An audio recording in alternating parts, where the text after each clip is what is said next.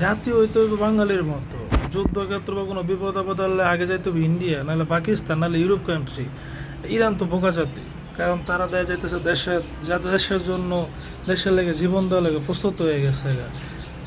অনেক এলিট লোক আছে যারা নাকি দেশের পালাইতে পারতো, বা অনেক যারা ব্রিগেডিয়ার জেনারেল আছে, বড় বড় পদে আছে, তারা কিন্তু অন্য জায়গায় যাইতে পারতো। তো তারা এতই বোকা, তারা যখন শুনছে যে আমেরিকা পারমাণবিক বোমা মারবো একটা অবস্থা, সেই ক্ষেত্রে কিন্তু তারা দেশ ছাড়া পালায় রে, রাস্তাঘাটে অবস্থান নিচ্ছে।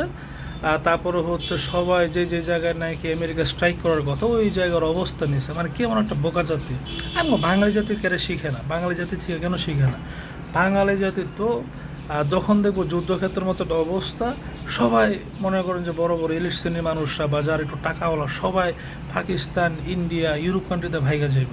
তো ওদের মতো কারণ মরবো চাষা বসা, দেশের জন্য মরবো চাষা বসা ফকিনের পোলারা, দেশের জন্য কেন মরবো ইলিশ শ্রেণীর লোকেরা?